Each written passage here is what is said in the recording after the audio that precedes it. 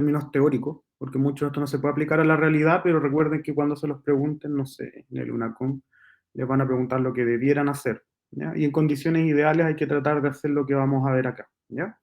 Así que les voy a compartir la presentación.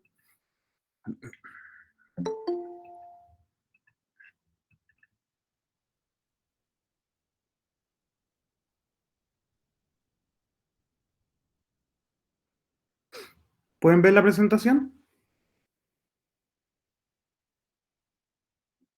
Ya. Entonces, antes de poder hablar de micosis, tengo que repasar algunos aspectos básicos de micología, más que nada por el idioma que uno usa cuando habla de hongos. Y sé que eso está muy enterrado en su subconsciente alguna vez en alguna de los tantos bases. Así que voy a rescatar lo fundamental para que puedan interpretar adecuadamente los exámenes. Después algunos aspectos generales sobre lo que comparten entre ellas las micosis superficiales y después vamos a ver la micosis más frecuente en la población pediátrica. Respecto a los hongos, recordar que son células eucariotas y por ende comparten estructuras con nuestras células, si bien tienen sus diferencias, lo que vuelve más difícil encontrar un fármaco que sea activo contra algo que esté presente en la célula fúngica y no lo esté en la nuestra, porque probablemente eh, en nuestra célula exista una sustancia parecida. Un gran ejemplo es el ergosterol, que constituye parte de la estructura de la pared de los hongos y que en el caso de la membrana, perdón, del hongo, y en el caso de nuestras membranas tenemos el colesterol. Y si bien son distintos, si yo me paso de la dosis del fármaco y se le acaba el ergosterol para unirse y sobra, se va a unir al colesterol. Entonces, los fármacos antifúngicos son un poquitito más complejos de utilizar. Hay muchas especies y todos los hongos pueden producir enfermedad, va a depender mucho de los hospedero, pero afortunadamente en clínica son muy pocas las que son realmente relevantes. Y probablemente quienes les guste la enfermedad infecciosa van a tener que conocer alrededor de 50 y quienes no les interese la enfermedad infecciosa no van a ver más de 5 o 10 en su vida. Pueden ser unicelulares y multicelulares, ya vamos a ver la diferencia de dónde se adquieren de la naturaleza. La verdad es que en estos momentos hay esporas flotando de hongos donde quiera que estén.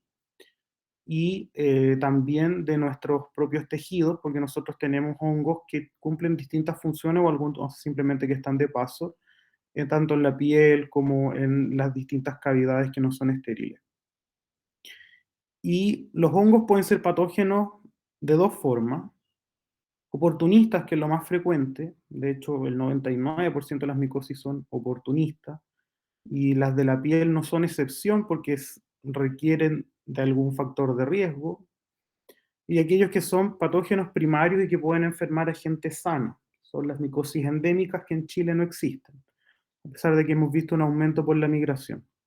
Así que por definición, la gran mayoría de las micosis que ustedes van a ver en su práctica clínica son de tipo oportunista, lo que no significa necesariamente inmunocompromiso. Yo puedo tener una candidemia secundaria a una cirugía y esa cándida está siendo oportunista porque fue el procedimiento quirúrgico el factor desencadenante. Respecto a la célula fúngica, es distinta de las células vegetales porque los componentes de la pared celular, si bien ambas tienen pared celular, los componentes son completamente distintos, así que no son lo mismo. Y los hongos no tienen cloroplasto, así que célula vegetal no son. Y también tienen diferencias con las células animales, en que tienen ergosterol en su membrana en vez de colesterol, y tienen una pared que las células animales no las tienen. Entonces, no son ni células animales ni vegetales y por eso constituyen un grupo aparte. Y en términos de cómo se organizan estas células, existen dos formas morfológicas básicas. Los hongos unicelulares, a pesar de que se pueden agrupar, pero la forma unicelular, que son las levaduras, y los multicelulares o filamentosos, que en el fondo son estructuras en las cuales las células no solo están pegadas las unas con las otras, sino que además metabólicamente están interactuando, están unidas. De hecho, algunas tienen una unión anatómica, es decir, un poro entre sus membranas. Así es como se ven en los cultivos. Yo creo que todos han tenido la experiencia de olvidar algo en el refrigerador y se van a encontrar con alguna de estas cosas. Las levaduras habitualmente se ven como colonias parecidas a las bacterianas, cremosas, con las mismas formas circulares, etc. Y los hongos filamentosos son clásicamente estos que son peludos, ¿no? Típicos de los alimentos en descomposición porque son lo que más hay en el ambiente.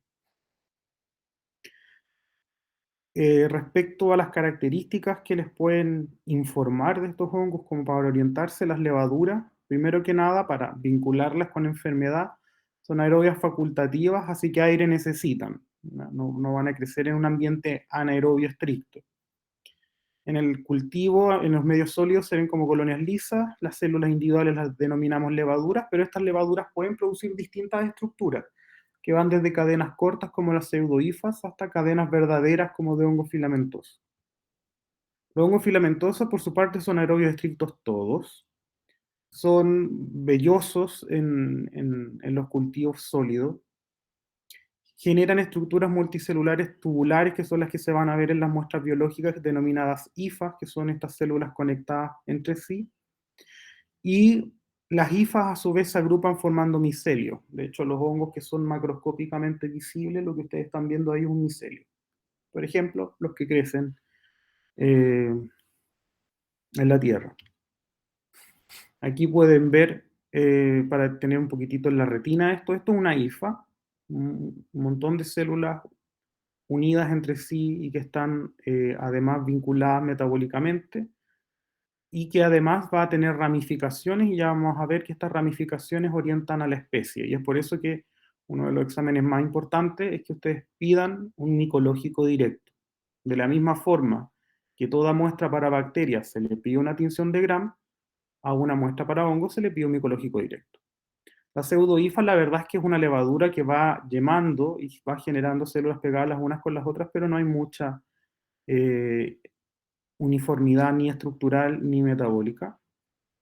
¿Cómo sé yo que lo que estoy viendo es una levadura? Por varios motivos, pueden ser por tamaño, por las características a la tinción, pero sobre todo si es que hay una célula hija o blastoconidia, está produciéndose yemación y esto es característico de las levaduras. Y las conidias, que lo van a escuchar mucho cuando uno revisa estudios de hongo,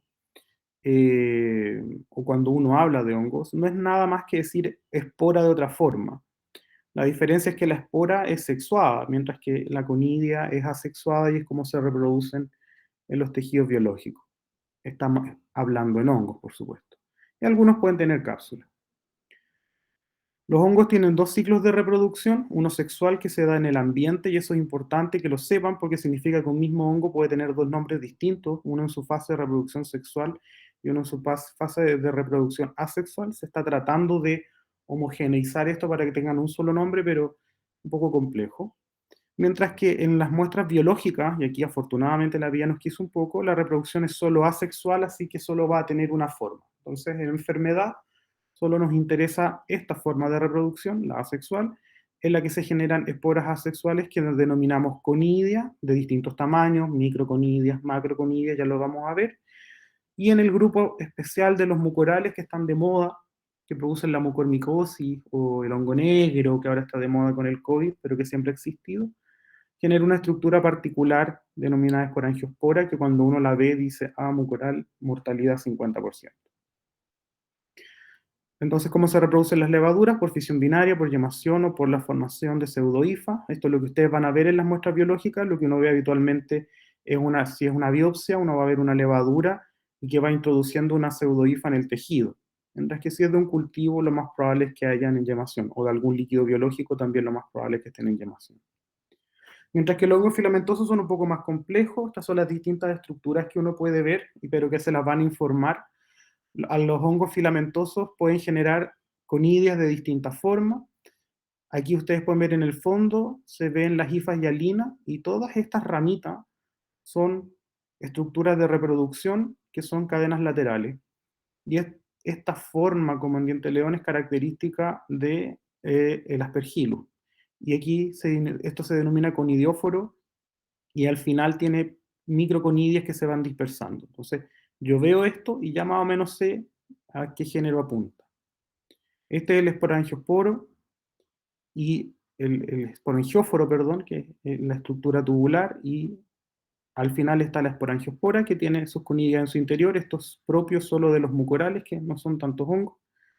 Y lo que nosotros más vamos a ver en los que vamos a revisar ahora es que se pueden formar estructuras en las que la hifa se fragmenta y las células se van diseminando, y esto se llama clamidoconidia, o se pueden formar saquitos con conidia en los extremos distales o dentro de la hifa, y eso se llama artoconidia. Entonces a ustedes, no sé, pues, en un informe X les pueden decir que se observan clamidoconidias de tales o cuales características, al menos en la tinción. Y como vamos a ver en hongos, eso ya les dice qué es, probablemente. Quizás no les diga la especie, pero sí el género, y con eso el diagnóstico está hecho. ¿Cómo se adquieren los hongos? La vía más frecuente es la inhalación de esporas, pero de nosotros lo que vamos a conversar ahora son de transmisión por contacto directo o indirecto a través de fomites o animales. ¿Y cómo se clasifican las infecciones fúngicas? Esto se hace a grosso modo en base a la profundidad del compromiso. Las micosis superficiales o micosis cutáneas son aquellas que afectan la piel, eh, pero si uno es estricto, tenemos las micosis realmente superficiales, que son las que afectan las células que ya se encuentran anucleadas del estratocornio de la epidermis, las capas más externas del estratocornio, y que son un problema estético, mientras que tenemos aquellas que afectan todo el espesor de la epidermis sin atravesar la dermis, que son las realmente cutáneas, pero son más histológicos y las agrupamos en micosis superficiales, y ahí donde los principales ejemplos son la malacesia, que produce distintos cuadros y es la realmente superficial porque no afecta a células nucleadas, los dermatofitos, que es lo más frecuente, y cándida, que compromete piel y mucosa. Después tenemos las micosis por inoculación o subcutánea, que son aquellas secundarias a un trauma, casi siempre asociados a la agricultura. No están presentes en Chile, pero se están poniendo de moda por la migración y los viajes, y también están de moda, como preguntan, viajeros retornados, que vuelve con lesiones nodulares, ulceradas, crónicas, que avanzan como siguiendo el trayecto linfático. No la vamos a ver, pero eso es sospechoso de una micosis por inoculación. Así que uno debiera buscar la alternativa que fuera una micosis por inoculación, que habitualmente es poroticosis o blastomicosis. Eh, las micosis oportunistas es lo que ustedes más ven como enfermedad invasiva, que son cándidas, aspergillus, criptococcus, mucorales en pacientes de riesgo produciendo enfermedad diseminada. Finalmente tenemos las micosis endémicas, que son las que son realmente patogénicas, hongos que pueden infectar a pacientes sanos, si bien la mayoría no produce enfermedad, que no están presentes en Chile. Pero deben conocerlos igual porque uno nunca sabe. Entonces, centrándonos en lo que vamos a ver ahora después de esta introducción, que son las micosis superficiales, esta línea lo que hace es diferenciar infección de células que están vivas de células que están muertas. Nosotros en la epidermis tenemos el inicio, que es todavía con células vitales, y posteriormente van perdiendo su núcleo y finalmente son simplemente una barrera anatómica y funcional, pero no son células que se están replicando. Y son estas las que están afectadas por las micosis realmente superficiales, y nosotros en Chile no, lo que tenemos es la pitiriasis versicolor.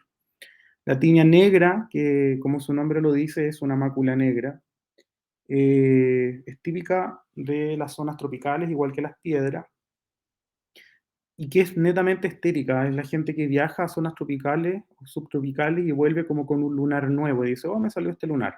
Y es como, pucha, eso no es bueno. O sea, si te salió un lunar o un melanoma, o en este caso, como no son solo levantados, son solo visibles y la persona poco y nada se da cuenta, pueden ser micóticas. Y las piedras afectan el cabello, y su color es, su apellido es en base al color que adopta la estructura que rodea el cabello, pero no lo invade, es una estructura que está por fuera. Y lo más habitual es la piedra blanca. Mismo escenario, viajero a zonas tropicales. Y después ya afectando los estratos vitales de la epidermis y los estratos más profundos, o sea, pudiendo llegar al estrato córneo, llegamos después, puede afectar perfectamente el granuloso, el espinoso, pero no va a atravesar hacia la dermis. Tenemos los dermatofitos en piel y en la candidiasis mucocutánea, que puede afectar tanto a piel como a distintas mucosas. Entonces, ¿qué vamos a revisar brevemente? Porque no los quiero aburrir mucho. Vamos a ver las infecciones por el género Malassezia, las infecciones por dermatofito y las infecciones más frecuentes por cándida. Ahora les llega a este niño el servicio de urgencia, que de hecho es de nuestro servicio de urgencia, viene con esta lesión, 2 semanas de evolución, Y uno puede ver aquí que tiene una lesión nodular, levantada, que tiene pérdida de cabello, tiene cabellos rotos, tiene escamas, tiene pus, tiene un alo eritematoso. La pregunta es, ¿de dónde tomo la muestra? ¿Qué enviarían ustedes para hacer el diagnóstico de esto? O pensando en lo que pudiera ser.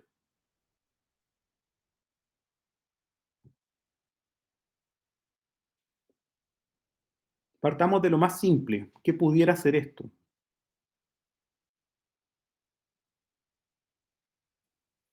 Recuerden que mientras más participen, antes nos vamos.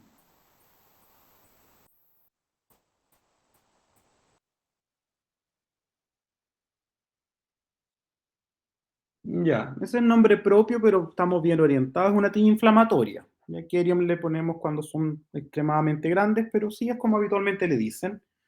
Ya, entonces estamos enfrente a una tiña inflamatoria. ¿Qué muestra vamos a mandar? Porque la misma, ustedes le pueden decir a la enfermera que hay que tomar tal muestra y los va a mirar y les va a decir, pero ¿y qué he hecho en el frasquito? Como el raspado de la zona descamada, o sea, como de la descamación. Ya, hay que enviar escamas en primera instancia, ¿no es cierto? ¿Y qué más pudiera enviar que sería útil? Que si yo lo miro al microscopio al tiro me va a decir qué hongo es o para dónde apunta. Porque aquí para los hongos habría que mandar dos muestras. Las escamas, totalmente de acuerdo, y algo más.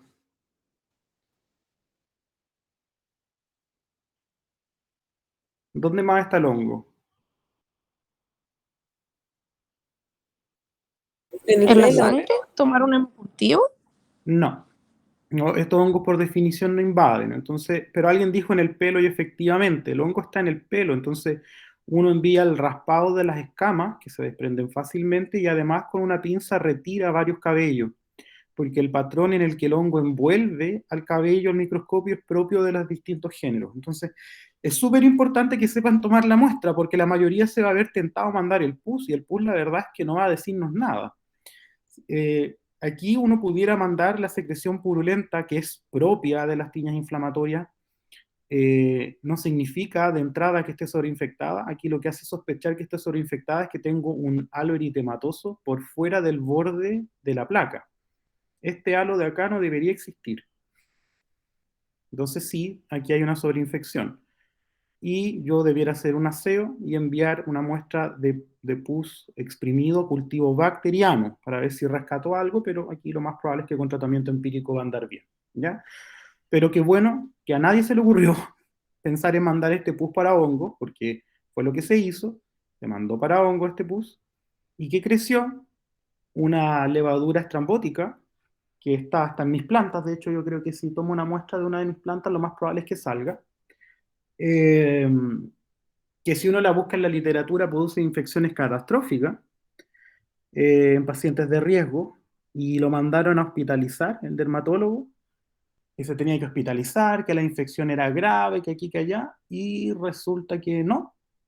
El paciente ya llevaba 2 semanas de tratamiento oral, ya lo habíamos visto, está la foto de la primera consulta, no le estoy mostrando la foto de la segunda consulta cuando lo mandaron a hospitalizar, y ya estaba mucho mejor, el paciente mío. Y el hongo simplemente era contaminación, porque de hecho era una levadura que ni siquiera produce enfermedad a este nivel.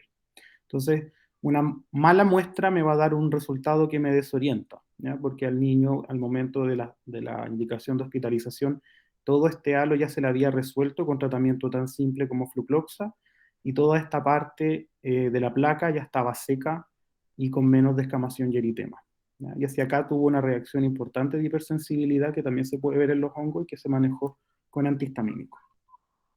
Entonces, lo más importante para hacer un diagnóstico es una buena muestra de una lesión sugerente. Entonces, no tomen muestras de lesiones que no parezcan micóticas, porque si yo me tomo una muestra de piel, me van a salir varios hongos, porque son parte de la microbiota habitual.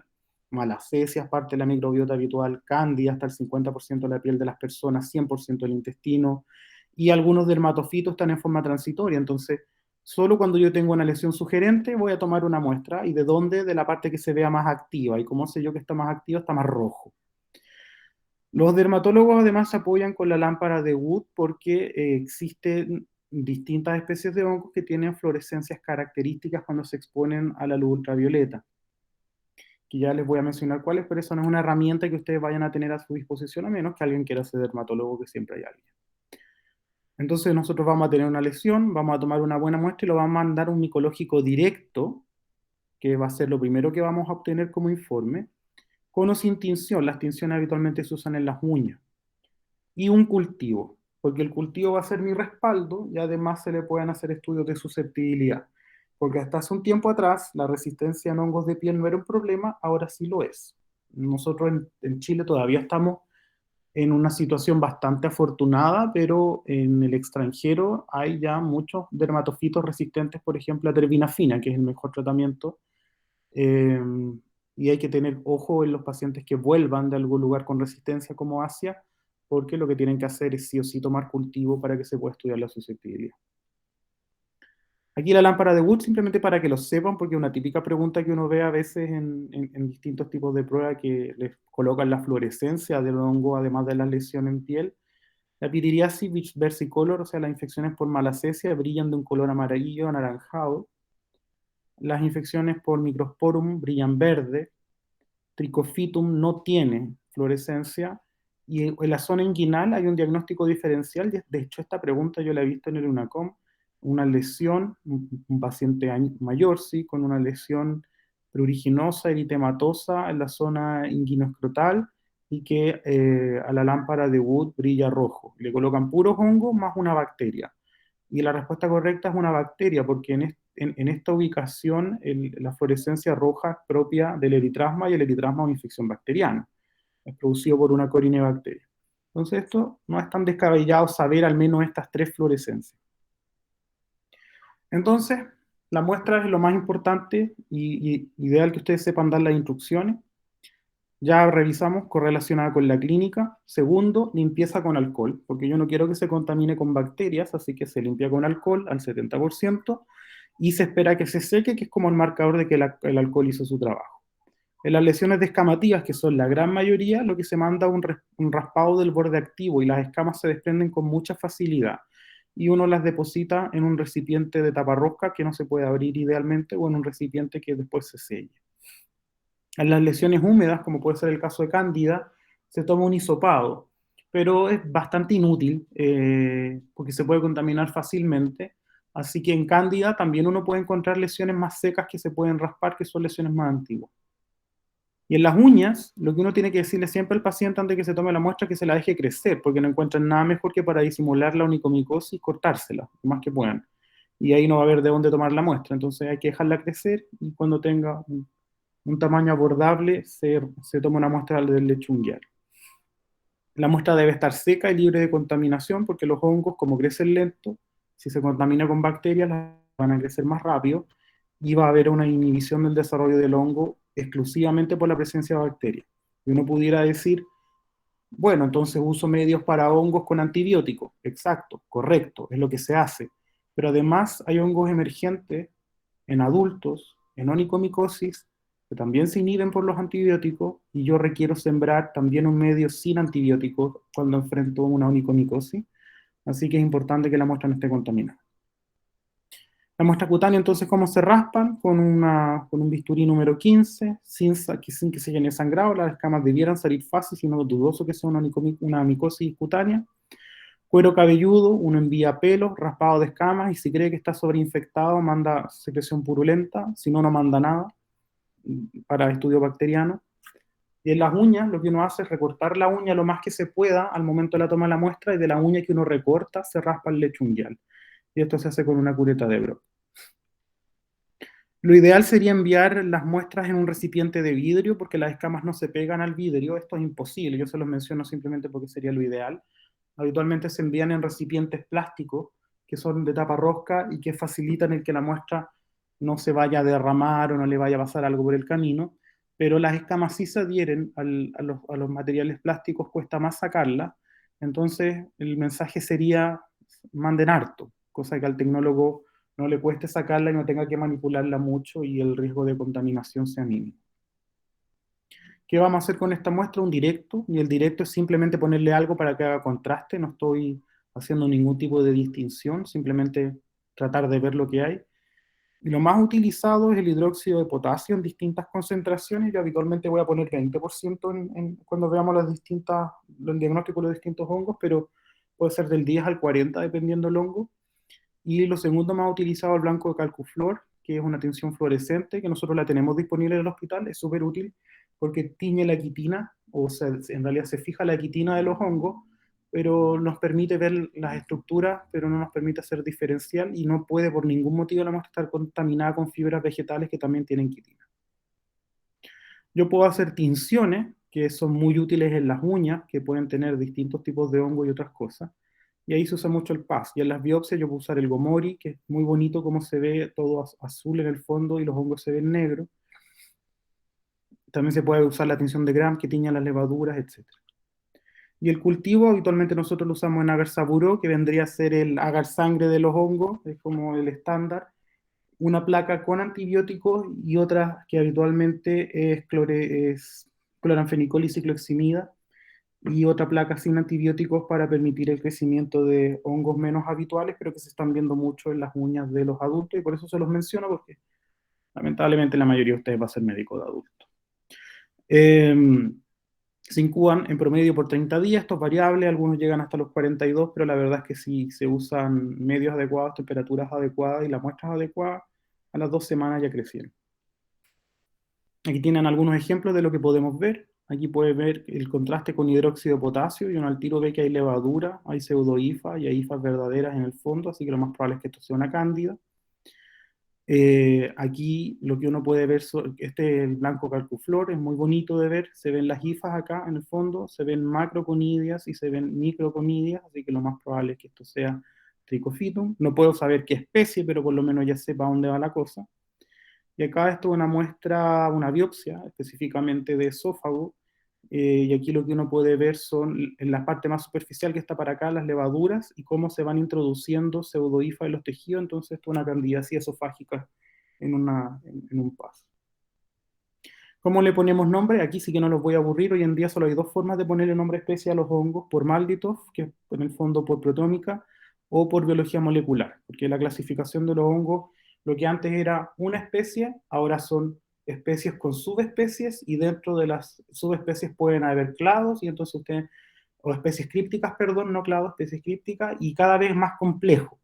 ¿Tiene esto realmente relevancia en la clínica? No, solo la va a tener si es que dentro del saco hay alguien que sea más resistente que los otros, pero son pocos los hongos para los que eso se cumple, como pudiera ser el complejo de Aspergillus fumigatus, que tiene algunas subdivisiones más resistentes.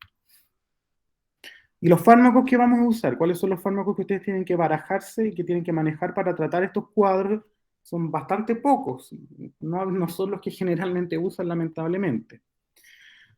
Los polienos siguen vigentes, y el fármaco de esta familia, lo que nosotros utilizamos es la nistatina.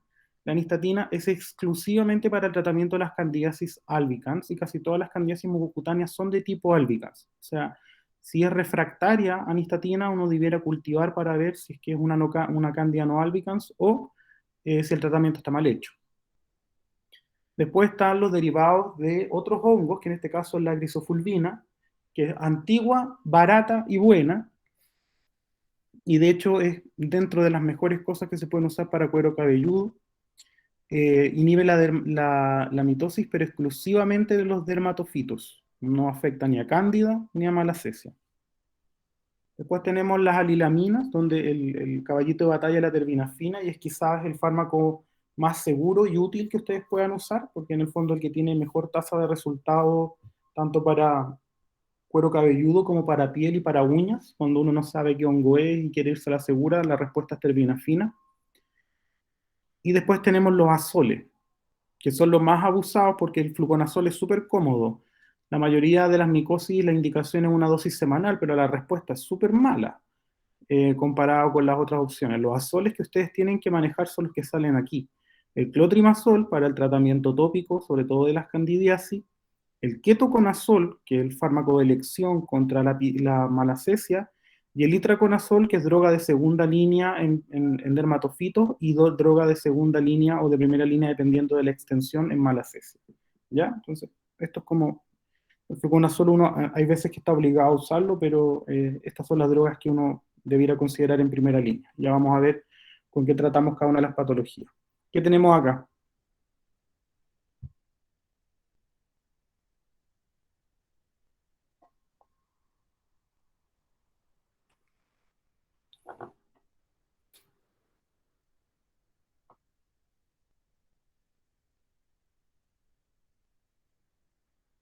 ¿Nadie se quiere arriesgar? ¿Ya? ¿Por qué? ¿Qué de la lesión es sugerente de tiña?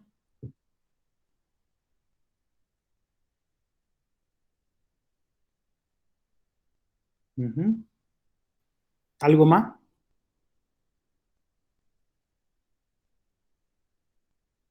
Ya, bien. ¿Alguna otra característica que llame la atención, además de la descamación?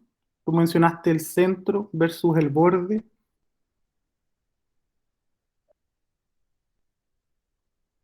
Ya. Y lo otro es que tiende a sanar, como que el centro tiende a sanar. O sea, aquí se pudiera decir que la piel está relativamente sana, mientras que el borde es lo más activo. Ya. Efectivamente, una tiña de piel lampiña.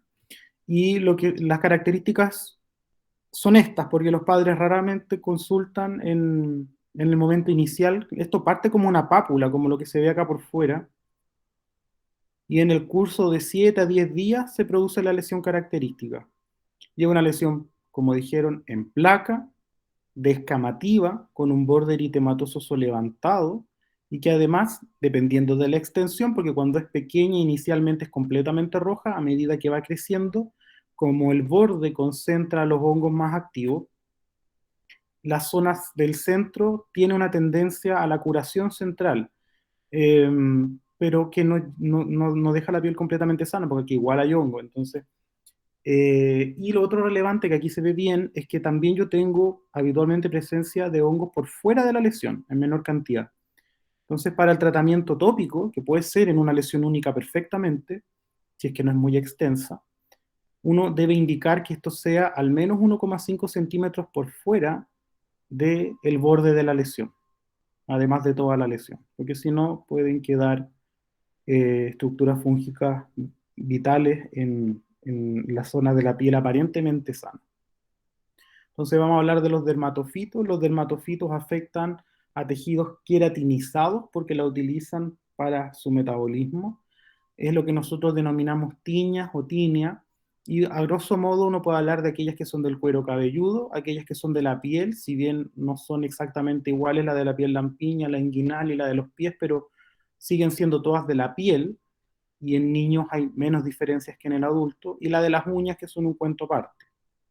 Los géneros más habituales son Trichophyton, Microsporum y Epidermophyton, y depende mucho de qué tanto contacto con animales tengan, cuál predomina y cuál no.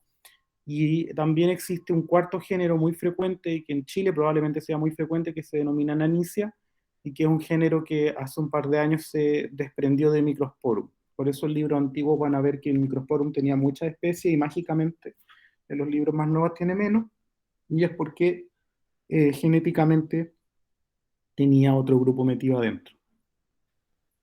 El proceso es único en el sentido de que los hongos dependen de la infección del huésped, ya sea si están adaptados a los humanos en forma exclusiva, van a depender de la queratina del ser humano, o si utilizan a los animales como vectores, van a depender de la queratina de los animales o del, del ser humano como un huésped incidental. Ahora, el asterisco es porque hay un grupo especial de hongos que son los que están en la tierra, los hongos geófilos, y Nanicia como dermatofito es geófilo. Entonces está en la tierra y habitualmente a través de un animal que está contaminado con el hongo llega a la piel del ser humano. Y por eso se comporta mucho como las tiñas zoonóticas que son habitualmente inflamatorias. Y no hay ninguna invasión de tejidos profundos. La reacción que se produce cutánea es más que nada de hipersensibilidad a los productos o desechos de las células fúngicas, más que a un daño. Ahora, esto es cuando uno habla del 99% de las dermatofitosis. Si a alguien le gusta la inmunología o las cosas raras, existen algunos tipos de inmunodeficiencias genéticas especiales y bien puntuales que están descritas en el norte de África, en la zona mediterránea, que predisponen a que los dermatofitos invadan y produzcan infecciones diseminadas. Pero hay poco más de 200 casos descritos en todo el mundo porque es una inmunodeficiencia bien puntual y rara. Los dermatofitos son 7 clados habitual, en la clasificación actual, 6 géneros. Y aquí los que a mí me interesa que recuerden son estos, porque son los géneros que afectan al ser humano. Trichophytum, lejos, el más frecuente a nivel mundial. Epidermophytum, humano exclusivo, una especie. Nanica, geófilo, lesiones muy inflamatorias. Y de hecho, la mayoría de las tiñas inflamatorias de cuero cabelludo o querion de Celso de la antigüedad que se atribuyen a Microsporum probablemente sean por Nanica. Y el género Microsporum, que es muy propio de los niños, produciendo tiña del cuero cabelludo. ¿Por qué es importante conocer de dónde provienen? Porque va a determinar qué tanta respuesta generen en el hospedero. Los hongos geófilos como Nanica generan lesiones muy inflamatorias que si yo las dejo ser, pudieran autorresolverse, porque hay mucha respuesta inflamatoria y puede lograrse la eliminación del hongo. Pero el problema de dejarla ser es que se puede complicar, se puede sobreinfectar, se puede expandir, entonces, y además, como ustedes comprenderán, tener un volcán de pus en el cuero cabelludo no es precisamente algo muy estético ni socialmente aceptado, entonces cubrirlo no es una buena idea porque se va a infectar, es más probable que se sobreinfecte, entonces por supuesto que no la vamos a dejar a la cura espontánea. Pero si uno hiciera esto, como se hizo alguna vez con la sífilis en esos estudios tan poco éticos, habiendo tratamiento, uno lo que encontraría es que en muchos casos se van a resolver solos. Los zoófilos, como Microsporum, generan inflamación moderada, generalmente se resuelven en la pubertad por una cosa de maduración hormonal, pero no los vamos a dejar años ahí para que se resuelvan cuando alcance la pubertad. Y los antropófilos como Trichophytum, no todos los Trichophytum, pero gran parte de las especies que producen micosis superficiales, no son inflamatorios y están adaptados al humano, así que no se van a ir nunca si yo no los trato. Entonces, género Trichophytum, 16 especies, rubrum, lejos la más frecuente y probablemente la más frecuente de todas las dermatofitosis, dependiendo de donde lo busquen, da cuenta de entre el 80 y el 90% de todas las dermatofitosis. Microsporum, en nuestra realidad, uno de los agentes más frecuentes, Microsporum cani encabezando la lista. Epidermophytum, una sola especie, más propio de los adolescentes y los adultos. Y Nanica, varias especies, no tenemos clara la epidemiología en Chile, pero probablemente vaya muy de la mano con lo que nosotros conocíamos antes como las tiñas inflamatorias por Microsporum. Son de distribución mundial, obviamente mientras más calor y humedad, más frecuente va a ser la patología porque son los factores de riesgo principales, así que en zonas tropicales y subtropicales son más frecuentes. ¿Qué predomina entre geófilo, zoófilo, antropófilo? Varía mucho dependiendo del nivel de desarrollo o de urbanización donde se encuentre la persona. Por supuesto que no es lo mismo la epidemiología de los agricultores que de los que viven en la ciudad, pero sumando y restando, Trichophytum rubrum es el más frecuente a nivel mundial, con más del 80% de los casos, con algunas raras excepciones como pudiera ser en África, donde predominan Microsporum. Y algo relevante que quiero que les quede claro es que el compromiso de uñas es propio de los adultos. Es raro, rarísimo, onicomicosis en la población pediátrica. Empieza a aparecer en la adolescencia, pero lo habitual es ver tiña de la piel del pie, o sea, tiña del pie, tiña pedis, pero no onicomicosis. Y cuando uno analiza del 100% de los pacientes en los que se planteó una onicomicosis, la mitad no eran hongos, la mitad era otro cuadro que se les pasó de largo, y el más frecuente es la psoriasis con compromiso unguial.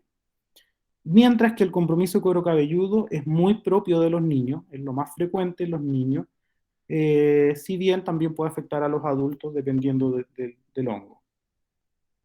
Entonces tenemos estos que están en todas partes, pero también tenemos algunos que son propios de algunas zonas del mundo, y a mí me interesa que recuerden este nombre, Trichophytum choileini, porque es el hongo de la alopecia cicatricial definitiva. Este hongo produce tiña del cuero cabelludo y las zonas que quedan alopécicas nunca más vuelve a crecer cabello, y es lo que se denomina tiña fábica. Y si bien en Chile no existe, se está viendo mucho, de nuevo, por los viajeros. Gente que vuelve y habitualmente consultan porque le encuentran las lesiones a uno de los pacientes, de los miembros pediátricos del grupo familiar, y después cuando uno revisa la familia, siempre hay alguien más que lo tiene. O sea, habitualmente se presenta en brotes familiares. Y hay que ser bien agresivos con el tratamiento porque si no va a quedar una zona alopécica muy grande. ¿Dónde están estos hongos? Rubrum humanos. Interdigital en humanos, roedores y lagomorfos, que son los conejos. Tonsurans, humanos y caballos. Mentagrofites, roedores, perros y conejos. Y los menciono harto porque están de moda los conejos. Plocosum, humanos y Microsporum canis. Irónicamente, canis es más frecuente encontrarlo en gatos, en perros y en distintos animales de ganado. Ahora, aquí tenemos otra lesión. ¿Quién me dice qué es esto y por qué?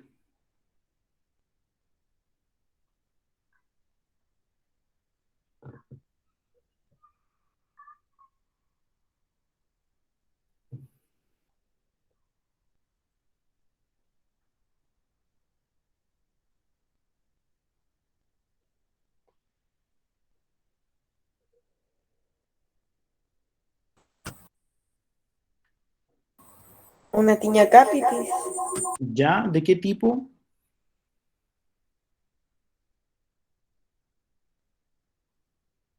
Viendo las características de la lesión.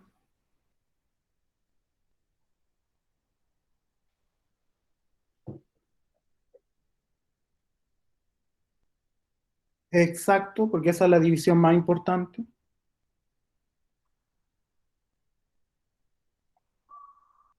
Perfecto. Es inflamatoria porque lo que uno ve en las tiñas de cuero cabelludo no inflamatorias es descamación y alopecia. Y habitualmente es alopecia con corte del pelo, no con pérdida necesariamente desde la raíz. Pero aquí hay eritema, está todo levantado, se ven algunas lesiones que pudieran ser pustulosas, que es habitual, más la descamación, y entonces esto se constituye en una tiña inflamatoria. Esto es lo clásico que vemos en los niños con perro, gato, y esta es la microspórica habitual, a pesar de que puede tener otras configuraciones que les voy a mostrar. Entonces, nosotros clasificamos las tiñas de acuerdo al sitio anatómico afectado. Tenemos del cuero cabelludo, de la barba que empieza a aparecer en los adolescentes, del cuerpo, inguinal, de los pies y de las uñas. Pero en términos operacionales uno puede hablar de tiña del cuero cabelludo, de tiña de la piel, haciendo quizás la disquisición de que los pies, por una cosa de irrigación, requieren a veces tratamientos más largos, y la tiña de las uñas, que es la que requiere tratamientos más extensos de todas. Aquí simplemente para tratar de hacer una ayuda a memoria, Trichophytum, la verdad es que le gusta del cuerpo para abajo, produce tiña del cuerpo, de la zona inguinal, de los pies y de las uñas. Después tendríamos Epidermophytum, que habitualmente produce de los pies y de la zona inguinal, típico más propio de los adolescentes. Y Microsporum es del cuerpo para arriba, habitualmente produce del cuerpo o del cuero cabelludo. Esto es como lo que nosotros vemos en nuestra realidad, ¿ya? De toda la lista de lugares que pueden afectar. Entonces la tiña capitis puede ser habitualmente una lesión única si es tricofítica, descamativa, la escama es blanquecina o grisácea, y el cabello habitualmente se ve roto y uno lo puede sacar fácilmente con pinza. La microspórica puede ser inflamatoria o no inflamatoria, y la pornanicia es inflamatoria siempre, y la no inflamatoria se ve con lesiones múltiples en que la escama es más grisácea. Eso es lo típico de microsporum cuando no es inflamatorio. Lesiones múltiples, descamativas, media grisácea. Y estos pacientes siempre como que les cortan el pelo para tratar de que se note menos, que no les crece en una parte, y la verdad es que se ve mejor la lesión. La tiña inflamatoria es ya cuando tengo una placa solevantada eritematosa, siempre tiene pus, eso no significa que esté sobreinfectada, es algo propio de la lesión, pero ustedes pueden ver que a diferencia de la primera que yo les mostré, aquí no hay un halo eritematoso, la lesión está bien delimitada, y estos pacientes habitualmente están como tunas, la cuestión ni les molesta fuera de encontrarla fea. El típico paciente que tiene el volcán de pus en la cabeza, está sentado en la cama jugando con el teléfono, no le molesta nada, no tiene fiebre, no tiene dolor, y están los papás aterrados porque tiene esto. Y después lo ven en una urgencia, se aterran más y todos se aterran y lo hospitalizamos porque parece que tiene la tremenda infección bacteriana. Si esto tuviera infección bacteriana, tendríamos inflamación de los tejidos circundantes, tendríamos dolor y pudiéramos tener fiebre, ¿ya? Es la forma de diferenciarlo, porque si esto se deja estar, se sobreinfecta, y a veces al principio hay que tratar las dos cosas. Y si yo lo dejo ser sin control, puedo tener casos tremendamente extensos, que ya es lo que se constituye como quebrón de Celso, a pesar de que esto también le pudiéramos decir que era un descenso, y que puede haber incluso compromiso de las adenopatías, de los ganglios linfáticos con adenitis y supuración. Esta es la tiña fábica en su versión más extrema para que vean lo grave que puede ser. Todas estas zonas con cicatriz amarillenta, con escama amarillenta, no va a volver a crecer cabello. Aquí sí todavía se ven folículos pilosos, pero toda esta parte no. Obviamente estas son fotitos de niñitos de África. Lo que nosotros vemos habitualmente es esto, un viajero que vuelve con una tiña que pareciera ser microspórica por el tipo de descamación, pero cuando uno la trata, si uno la deja hacer, la lesión se va a ir expandiendo, pero si uno la trata agresivamente, al final va a quedar igual alopésico.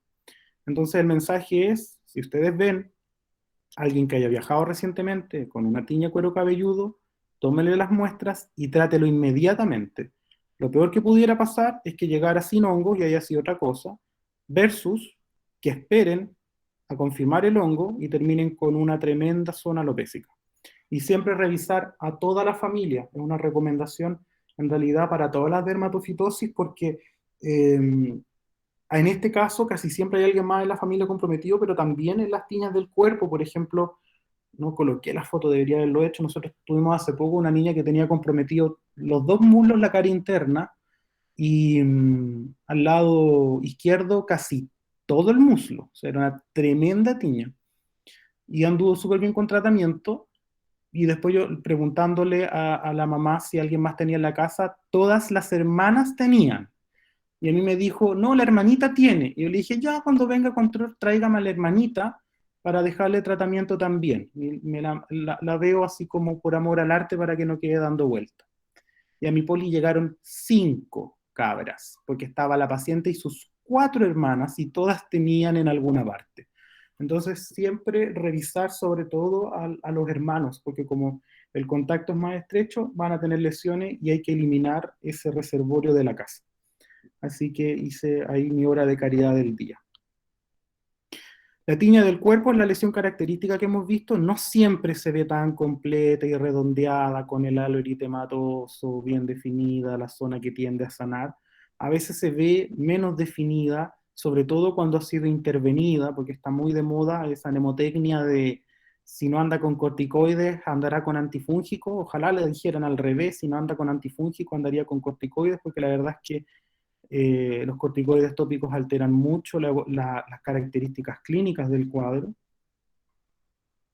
También uno puede hacer diferencias en cuanto al número de lesiones. Microsporum se comporta con lesiones múltiples, mientras que Trichophytum se comporta en términos generales, porque esto no es absoluto, con lesiones únicas grandes o lesiones que tienden a confluir. La tiña inguinal se empieza a ver en la adolescencia, es muy típica que sea por Trichophytum o por Epidermophytum flocosum, y cuando es por Epidermophytum flocosum, algo muy, muy característico es que no compromete la zona genital. Aquí, por ejemplo, respeta el labio mayor, y en el hombre respeta el saco escrotal y el pene. Entonces es una forma de diferenciarlo, por ejemplo, el eritrasma, que sí los compromete, pero Trichophytum pudiera comprometerlo igual. La tiña del pie tiene bastantes variantes, dependiendo de ustedes dónde lo busquen, pueden encontrarse con 3 o 4, pero hay que acordarse, en mi opinión, de las 3 más importantes, que son la hiperqueratósica, esta es la que es la más frecuente, los pies que aparentan ser secos y que en la tele publicitan que hay que limárselos con productos de Antrena 3 directo, y la verdad es que lo que necesita un tratamiento antifúngico. La intertriginosa, que es la que se da entre medio de los dedos, que ya les voy a mostrar una imagen, y esta, que es la vesículo ampollosa, que es muy parecida a la tiña inflamatoria del cuero cabelludo, pero en el pie, y se puede ver que tiene pústulas, pero es más o menos lo mismo, en el sentido de que se ve feo, muy feo, pero no molesta mucho. Y esa poca correlación entre lo feo de la lesión y la clínica del paciente es lo que la hace plantear como micótica y no como bacteriana, porque aquí es probable que si uno se enfrenta a esto, inmediatamente va a pensar que es una infección bacteriana, pero no, hay eritema, hay descamación, no hay compromiso de los tejidos profundos, hay un poquitito de pústulas que puede ser, y pocas molestias fuera de la lesión, y eso es típico de los hongos. Otra forma de hiperqueratósica son estos pies que se descaman frecuentemente. No escuchaba a los viejitos de antaño decir, no, pero si todos cambiamos la piel una vez al año. No. la descamación de la piel sana es imperceptible. Esto es una micosis. Acá también, lo mismo. Y esta es la intertriginosa que habitualmente se ve entre el cuarto y el quinto ortejo, que se macera la piel, y también puede haber secreción purulenta, y también muchas veces se dan de tratamiento antibiótico, pero de nuevo, si esta maceración fuera bacteriana y la secreción purulenta fuera bacteriana, ¿dónde está mi halo eritematoso? ¿Dónde está mi dolor? La verdad es que esto es bien oligosintomático y por eso pasa desapercibido. Y respecto a las uñas, por lo raro que es en pediatría, no me voy a detener mucho, se las repaso porque les puede servir para adultos. Existen distintas clasificaciones, a mí me gusta estas en 5 subtipos. Lo más habitual es ver la subungual distal lateral, lejos lo más frecuente. Así que esta es la forma habitual, y la segunda más frecuente es la distrófica total. Y la que hay que tenerle miedo, que es siempre la pregunta habitual de que, qué ocurre cuando yo tengo una subungual proximal. ¿Y cuál sería la respuesta correcta? ¿Qué pasa si el compromiso parte de proximal hacia distal? ¿Qué hay que sospechar?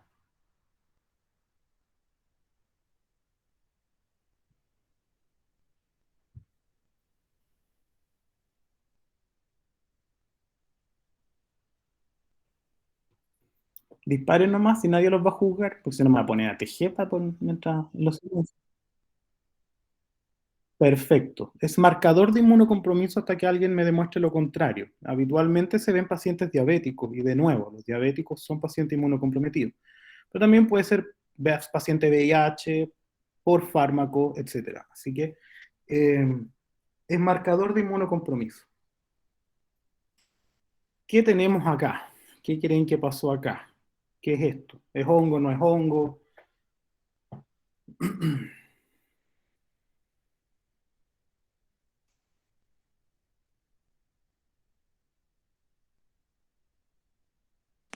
Es hongo y al rascarse se diseminó alrededor. Ya pudiera ser, pero más que diseminación, aquí si uno se juega a unir puntos, la lesión pudiera ser esta, pero que está alterada. ¿Qué hicieron con esta lesión?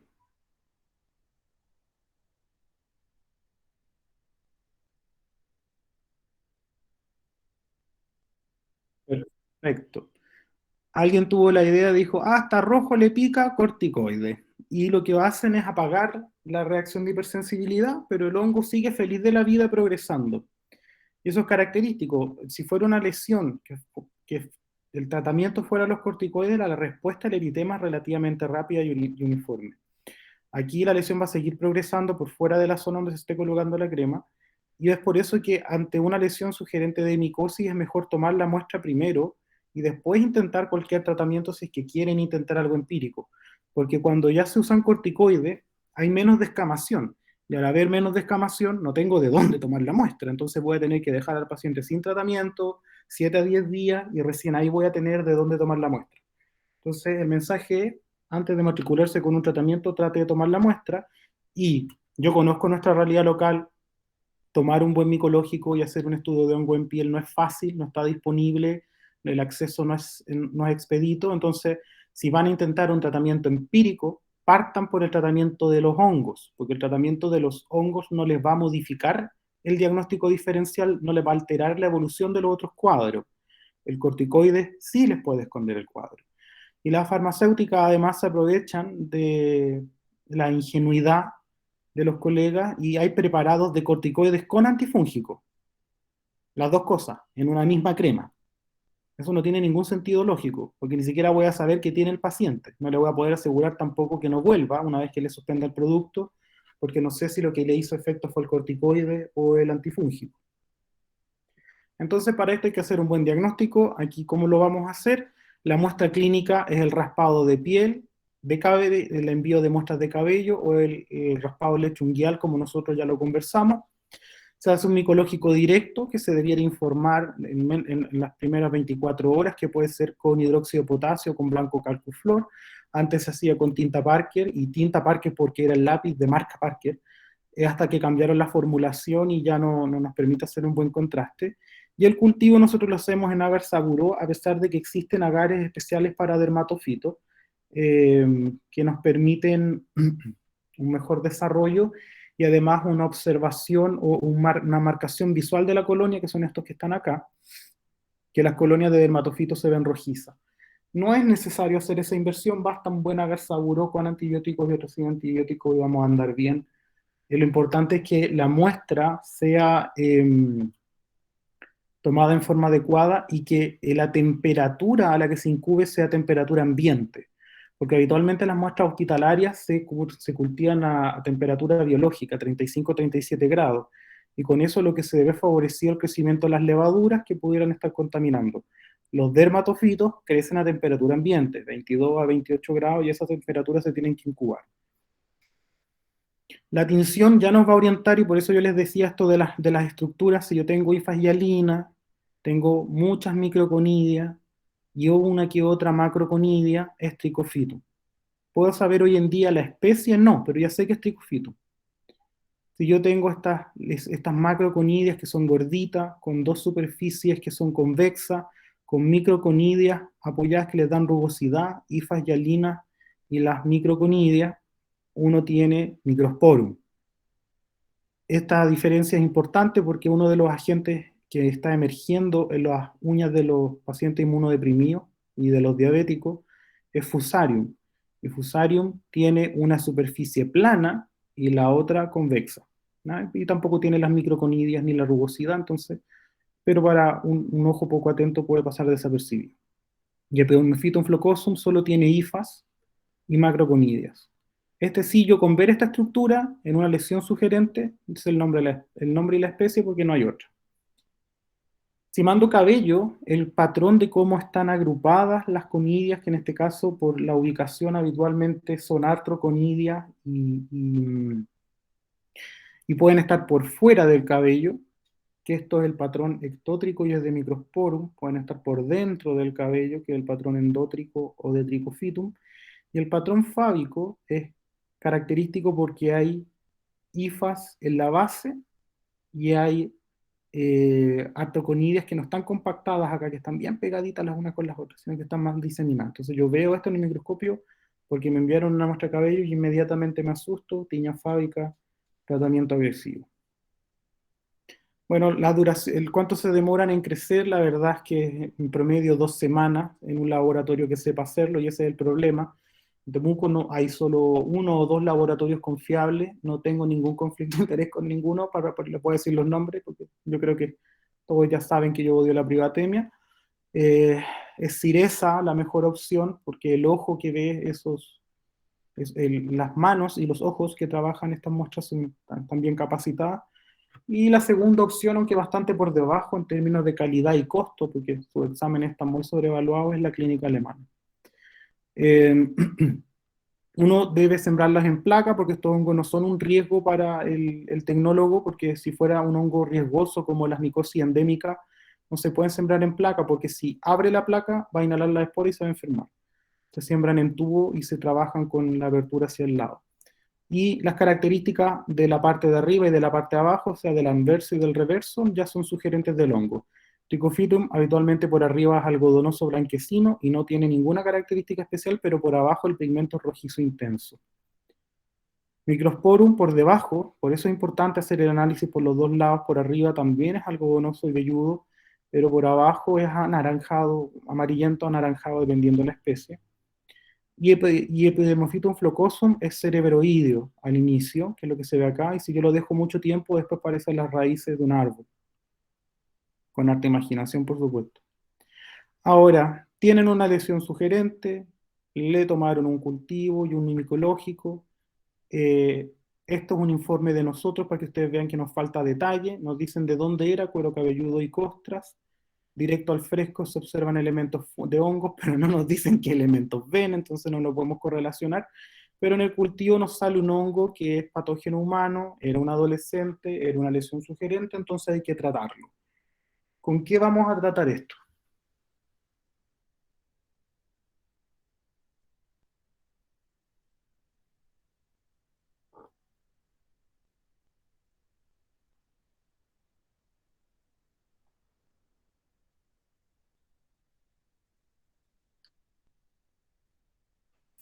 ¿Qué le dejarían?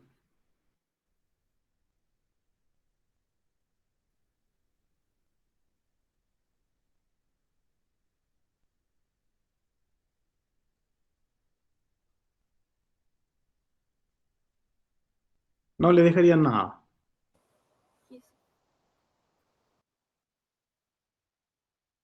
¿Ya? Y si la lesión es muy grande, puede ser un tratamiento tópico ya. Y si la lesión es muy extensa,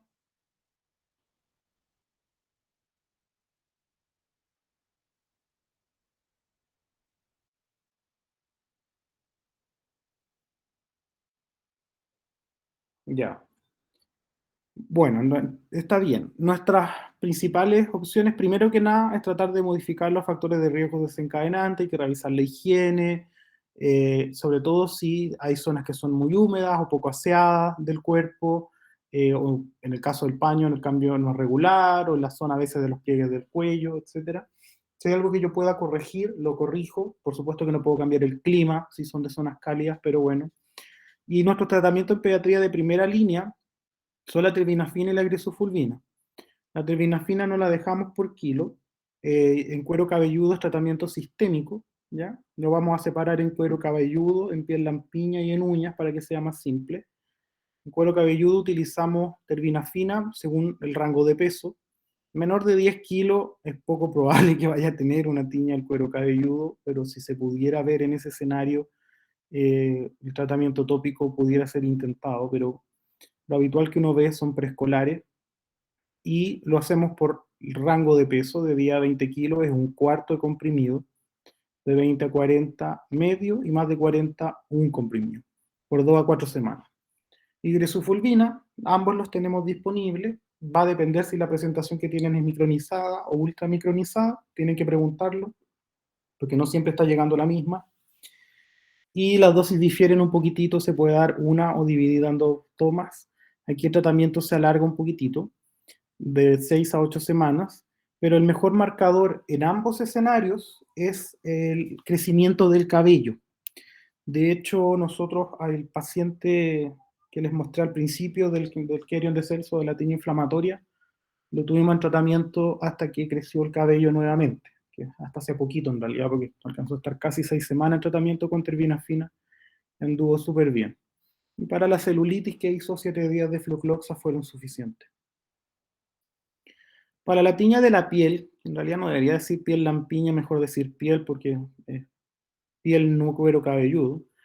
Lo mismo, factores modificables, y el tratamiento puede ser tópico u oral. Si la lesión es única, fácil de abarcar, uno pudiera dejar un tratamiento tópico, que el gol estándar es terbinafina tópica al 1% en crema, cada 12 horas, también por 2 a 4 semanas. Nosotros no tenemos terbinafina tópica, al menos no así, o sea, sí tenemos, pero hay que tratar de no usarla tan libremente, pero para esto está completamente justificado. Y como bien dijeron, algo que es bastante cierto, cuando la lesión es muy extensa, yo asocio el tratamiento sistémico, porque el uso de tópico con sistémico en piel es bastante bueno para la evolución. El tratamiento es terbinafina o grisofulvina en las mismas dosis que ya vimos por 2 a 4 semanas, y solo si no tienen ninguna de estas dos tendrían que usar fluconazol 6 miligramos por kilo una vez por semana, sabiendo que la respuesta es menor y que además la toxicidad es mayor y es principalmente hepática. En la tiña del pie, como en niños no es tan así, pero de todas formas, para que no les llame la atención que puede ocurrir, la irrigación es más difícil, la llegada del fármaco a veces es más baja y pudiera requerir prolongarse hasta 6 semanas, sobre todo con la grisofulvina, el tratamiento. Así que si no hay una resolución completa, perfectamente se pueden alargar un poco, ¿ya? Pero personalmente lo ideal es que se manejen con el uso de la terbinafina o la grisofulvina. En la onicomicosis, que en pediatría es extremadamente rara, y la única razón por la que se las enseño es porque les puede servir para adultos o adolescentes, el tratamiento tópico en pediatría no tiene ningún rol. En adultos sí, como coadyuvante, y no es un tratamiento antifúngico. Habitualmente se usan productos queratolíticos que apoyan al antifúngico sistémico. El tratamiento en pediatría, las pocas veces que nos enfrentamos a una onicomicosis por las características de la piel y de las uñas de los pacientes pediátricos, incluidos en la adolescencia, se puede manejar bien con tratamiento oral sin necesidad de otro tratamiento asociado. Usamos terbinafina en dosis habituales. Y la segunda opción, aquí sí es una sol y es el itraconazol. Porque el fluconazol, que es la opción de ojalá no la usen, 1 por duración y 2 por fracaso. La terbinafina es el que mejor anda y después vendría el itraconazol. La terbinafina en las mismas dosis que ya vimos, itraconazol la dosis son 5 miligramos kilo día, con un máximo de 400 miligramos al día, y es un máximo de 200 por dosis. Entonces si yo me toca dejarle 400, es 200 cada 12. Y dependiendo de las uñas de las manos, de los pies, difieren mucho. En norma general, la de las manos se tratan por la mitad del tiempo que la de los pies. Si yo uso terbinafina, la tengo que usar por 6 semanas en las manos, diaria, y 12 semanas en los pies, diarios. Y cuando ya me estoy alargando en tratamientos por más de 2 meses, voy a tener que, o en realidad más de 1 mes, voy a tener que controlar el perfil hepático mensual, ¿ya? Hay normas que son mucho más exageradas, que dicen que hay que tomar uno basal, después semanal, ir viendo, bla, bla. En los pacientes pediátricos rara vez vemos alteraciones, siempre suben un poquito, que es esperable, pero como RAM, como falla hepática o compromiso hepático importante que lleve a la discontinuación del fármaco, es muy poco habitual. Entonces empezamos a buscarlo cuando los tratamientos exceden el mes. Mientras que el itraconazol se usa de una forma un poco más enredada a veces para el paciente, pero que termina siendo más cómoda porque no están empastillados todo el tiempo. Se usa de corrido por 1 semana, al mes por 2 meses.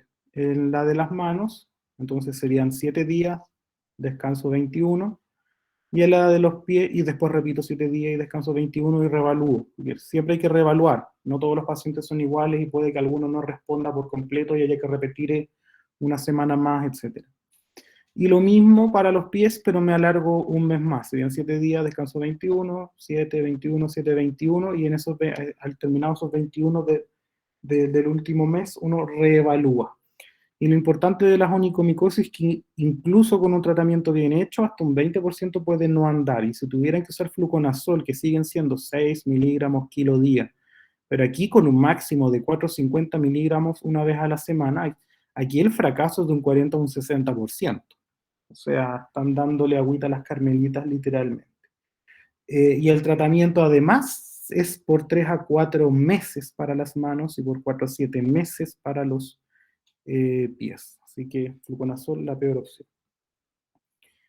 ¿Cómo predecir que una uña va a andar mal para mandarla precozmente al dermatólogo? Porque como el acceso al dermatólogo no es algo expedito, uno puede partir el tratamiento de una onicomicosis con estos fármacos y controlarla, pero si tiene algún predictor de que va a ser de difícil tratamiento, la interconsulta habría que hacerla al principio, y si en los controles ha evolucionado favorablemente, la cancelo. Entonces, si la hago al final, cuando el tratamiento ya ha fracasado, va a tener que esperar mucho tiempo para que lo vean. ¿Qué factores a uno le permiten decir que va a ser de difícil manejo? Que esté muy engrosada, que la afectación lateral sea significativa, y habitualmente eso significa que la subungual distal lateral esté comprometida en la mitad de la uña. El dermatofitoma, que en el fondo es como un quistecito lleno de hifas que se ve en el fondo de la uña, es rarísimo de ver. Que esté afectado más del 50% el lecho unguial, que el paciente les diga que la uña ya no le crece, que haya compromiso de toda la uña, o que se afecte la matriz, que es de donde se genera. Y también algunos pacientes especiales, que son los inmunocomprometidos, que pueden tener otros hongos y que hay que estudiarlos dirigidamente, que no es el objetivo de esta presentación, porque no son nada que ver con la pediatría, pero sí lo importante es que sepan que existen y que requieren que se siembre una placa sin antibiótico. Y la enfermedad arterial periférica, porque dificulta la llegada del fármaco, también es algo propio del adulto, y la diabetes mellitus mal controlada. ¿Qué tenemos acá?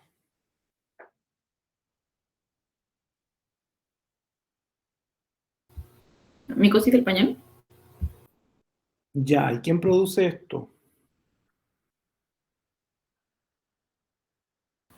Cándida. Sí. ¿Y por qué es una candidiasis del pañal y no una dermatitis del pañal por contacto? ¿Qué les hace pensar que es cándida? Además de que el paso se llama micosis superficial.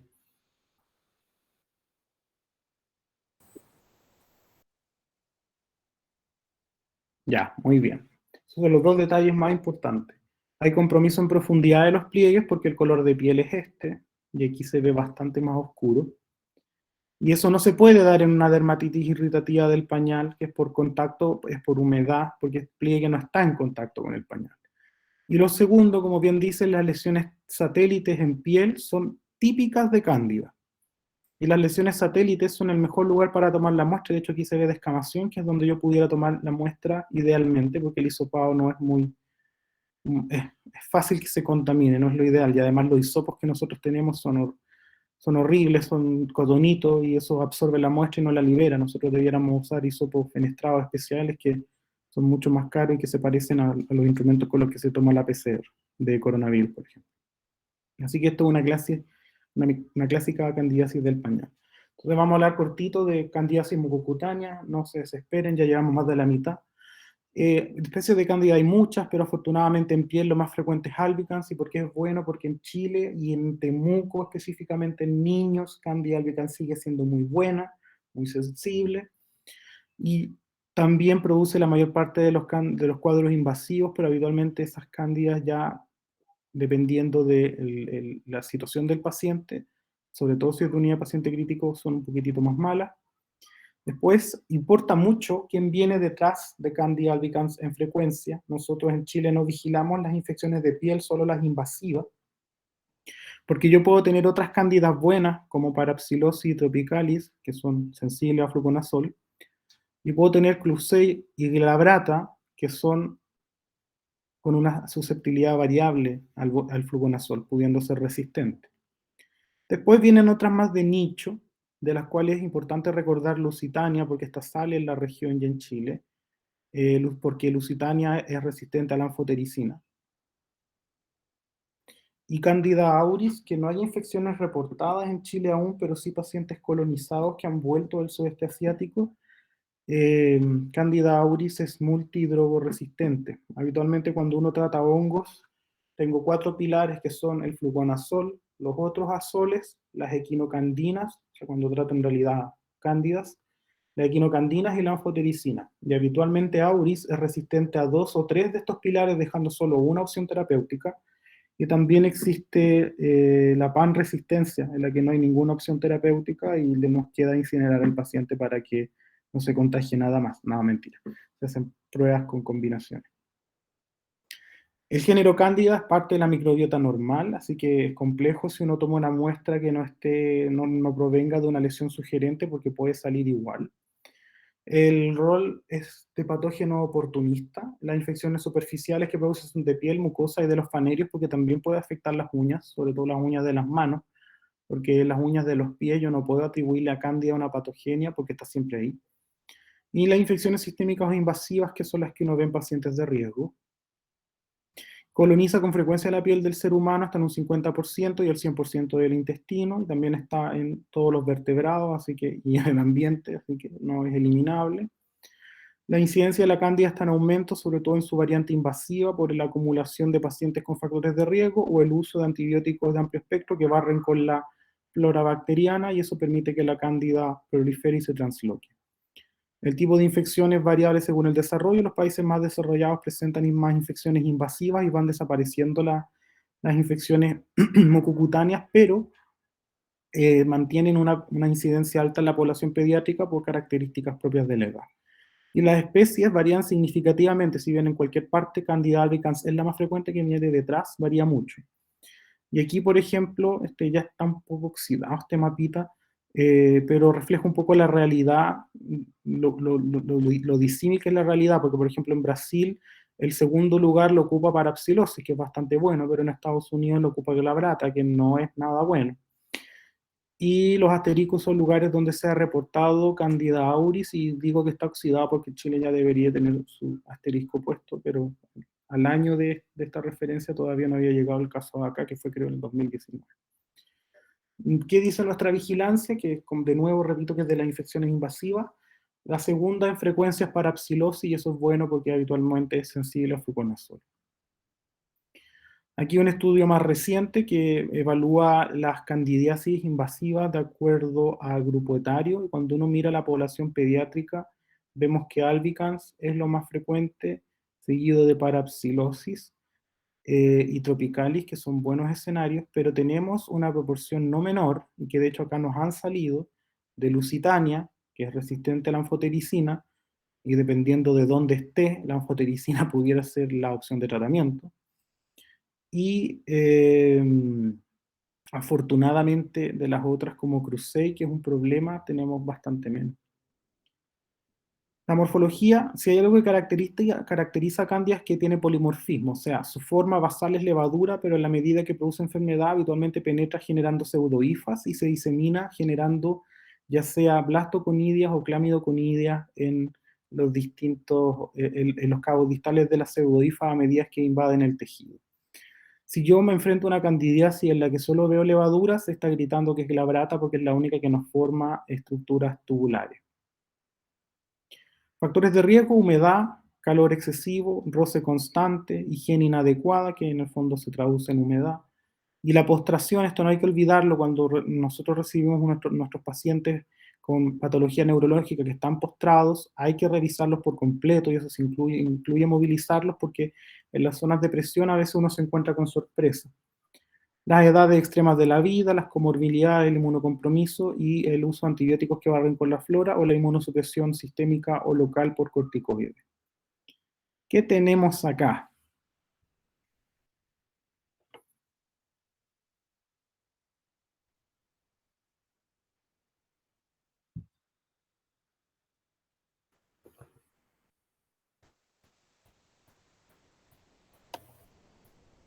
Candidiasis oral también. Ya, la comúnmente conocida como algorra, ¿no es cierto? ¿Y por qué se produce la algorra?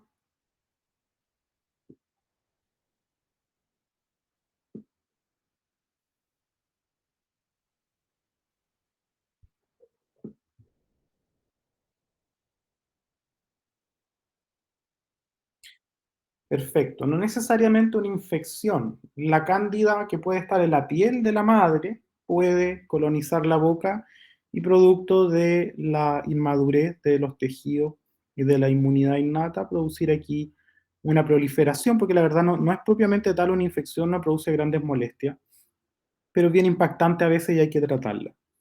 Entonces las manifestaciones clínicas de cándida puede ser una candidiasis cutánea como la del pañal, pero también de los pliegues, orofaringia, la oral, que es la algorra, y a veces puede comprometer hasta el fondo de la faringe, compromiso genital.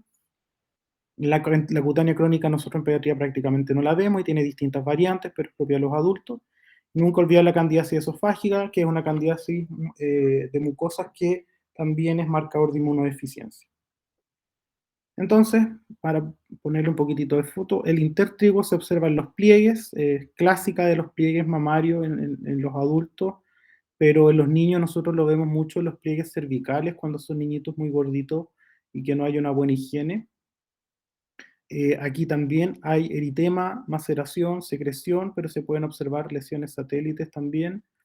La del pañal, que ya la discutimos. La paroniquia, que casi siempre ocurre cuando se manipulan aquí la piel, se autolesionan, al día siguiente aparece inflamado, rojo, doloroso, y se alivia inmediatamente con el drenaje, que casi nunca se lo hacen en las mejores condiciones. Y esto muchas veces les dejan antibióticos pensando que es bacteriano, y la mayoría de las veces, si la historia se cumple de esa forma, es candidiásico y el manejo es drenaje. Calor local hasta que fistulice, que es bastante rápido, o la gente desesperada a veces lo presiona, y lo importante es que después de que drene hay que hacer un buen lavado con agua y jabón para evitar que se reproduzca. Y en las uñas también puede haber onicomicosis, habitualmente cuando había lesiones preexistentes. El compromiso es de toda la uña y de el reborde de piel de la uña, habitualmente como una varioniquia asociada. En términos de mucosas tenemos la candidiasis oral, que son estas placas de aspecto cremoso, que uno las puede desplazar con un bajalengua y la base es eritematosa, y si lo hace con mucho ahínco van a sangrar. La quelitis angular la menciono simplemente por los adultos, no copio los niños. Dentro de los diagnósticos diferenciales, que es bastante larga la lista, está cándida. La genital, que esto no me voy a detener acá porque resorte de uro o de gine, dependiendo de los genitales, pero es más o menos lo mismo que la del pañal y nosotros la vemos muy asociada a la del pañal, por una cosa obvia, de que la Cándida no va a decir, ¿sabes qué? Quiero afectar acá nomás y no me voy a pasar por acá. Y lo característico es que hay lesiones en satélite y hay secreción habitualmente en los genitales masculinos, se acumula secreción y eso no es para dejarle antibióticos, se maneja con aseo y tratamiento tópico. En la candidiasis esofágica, que siempre hay que pensarla si reciben un paciente que tenga una candidiasis oral muy extensa y disfagia, igual hay que plantear que pudiera tener compromiso esofágico. ¿Qué es esto? Yo les voy a contar lo que a mí me dijeron que es esto y ustedes me van a decir qué es lo que creen ustedes que es esto. Este es un paciente de nosotros que es bastante regalón, a pesar de que todos odiamos a su mamá y a su abuela, pero no lo odiamos a él. Es un paciente con parálisis cerebral, postrado, y que está hospitalizado en esta oportunidad en la UTI pediátrica por un cuadro respiratorio. Ya se estaba recuperando, requirió tratamiento antibiótico, ventilación no invasiva, y se dieron cuenta que estaba con estas lesiones y plantearon herpes zóster. Por las características de las lesiones, que tenían microvesiculado, que aquí, que allá, y le dejaron tratamiento con aciclovir y sin tomar ninguna muestra.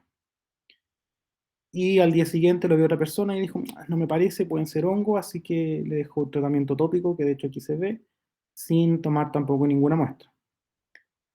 Mi pregunta es, ¿qué es esto? Así con lo que hemos visto y viendo la lesión, integrando. Esto es...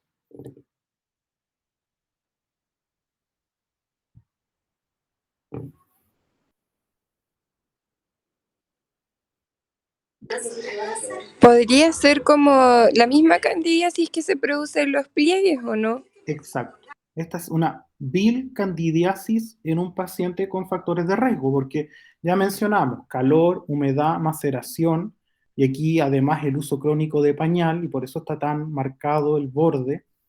Esto es una cándida, y de hecho yo la vi 2 días después, le tomé cultivo, y con tratamiento anduvo bien. Esto para reforzar dos cosas. No hagan diagnóstico sin muestra, porque si hubiera planteado que esto es un herpes zóster, debería haberle tomado una PCR lesión, y aquí la verdad es que no hay nada de zóster, porque ustedes saben que el zóster habitualmente sigue los dermatomos, y cuando es diseminado, es bien diseminado, no es como con este patrón de que tengo una gran lesión con lesiones satélites que se escapan. Hay humedad, se nota en lo brillante, hay lesiones satélites, son eritematosas, es la ubicación, tiene los factores de riesgo, y esto es cándida. Pero este paciente, incluso si hacen el diagnóstico correcto, como la segunda persona que lo vio, que pensó que eran hongos, ¿quién cree que va a andar con tópicos si este paciente está postrado? O sea, yo le coloco crema acá y después lo dejo boca arriba, que es como está siempre, y se va a macerar más la piel por humedad. Entonces, este paciente no es susceptible de tratamiento tópico.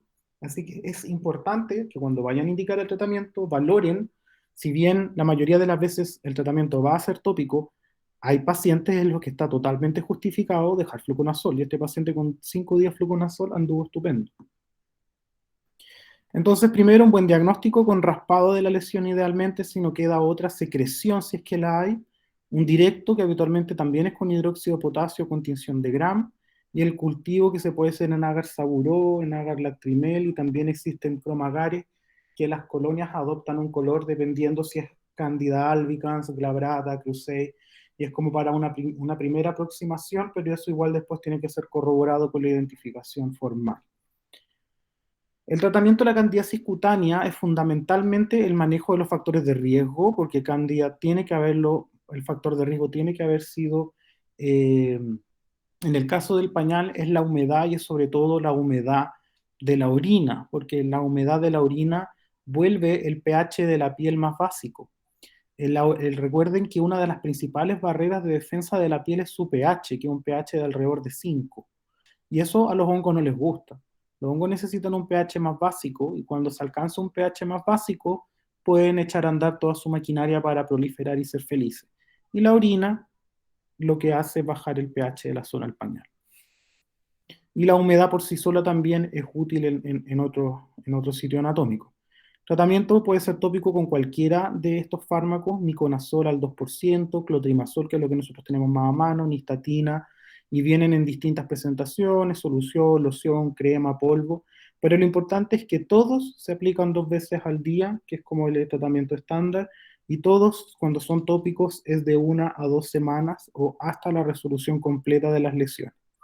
Si ustedes se enfrentan a un paciente en que sea un caso refractario a estos tratamientos, lo primero que tienen que descartar, sobre todo en la algorra, es que el tratamiento, que la vamos a ver después, que el tratamiento no haya sido bien llevado. Y si fue bien llevado, plantear que el tratamiento fue refractario y hay que hacer un curso oral, que es con fluconazol 6 miligramos por kilo día, con una dosis máxima de 400, y eso es lo que hicimos, por ejemplo, en el paciente postrado, porque era imposible que con cremita fuera a andar en la espalda. La candidiasis oral, el tratamiento es la higiene de la zona del pezón, agua y jabón nomás, no hay que hacer nada más. Y el tratamiento antifúngico oral. Lo que nosotros utilizamos es nistatina en suspensión, esto es lo que debiera usarse siempre. Viene de 100.000 unidades por ml o como viene en otros frascos de 500.000 unidades en 5 ml, que es exactamente lo mismo, pero expresado de otra forma. Lo que nosotros hacemos es dar 100.000 unidades cada 6 horas por 7 a 14 días, y esto en la mayoría de las presentaciones es tan simple como lactantes 2 ml, niños y adolescentes 5 ml. ¿Cómo damos la instrucción? Que aplique la mitad, esto se hace con una jeringa, la mitad en una mejilla, en la cara interna de una mejilla, y la mitad en la cara interna de la otra mejilla, y que rece Ave María y Padre Nuestro para que la guagüita lo mantenga lo más que pueda en la boca antes de tragarlo, porque la nistatina se tiene que deglutir, es parte del tratamiento que se lo trae. Pero lo ideal es que esté un buen tiempo en la boca, al menos unos 30 segundos, cuando los niños ya siguen instrucciones, uno les dice que haga movimientos tipo colutorio. Pero con los lactantes a veces es una complejidad, y la mayor parte de los fracasos son porque el tratamiento no está bien hecho. Y ahí uno puede repetir el tratamiento tratando de reforzar las instrucciones. Y ya en el peor de los casos, si no queda de otra, se usa fluconazol, pero no debieran caer en eso, la verdad es que casi nunca es necesario. Y recuerden que cuando hay compromiso faríngeo, hay que sospechar que el esófago pudiera estar comprometido, sobre todo si hay disfagia, y tiene que hacerse una endoscopía. El compromiso esofágico, que es el marcador de inmunocompromiso, la forma de sospecharlo es porque esté comprometido hasta el fondo y porque el paciente le cueste deglutir. Debe ser tratado en forma sistémica, un tratamiento que es prolongado, y debe ser estudiado por inmunólogos. Y para ir terminando, las últimas diapos, de lo menos habitual que nosotros vemos en la población pediátrica, porque se desencadena en la adolescencia. ¿Qué es esto?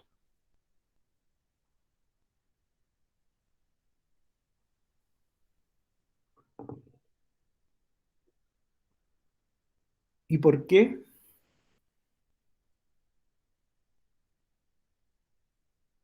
¿Son placas? Ya. ¿Y te molesta la hipocromía o la hipercromía?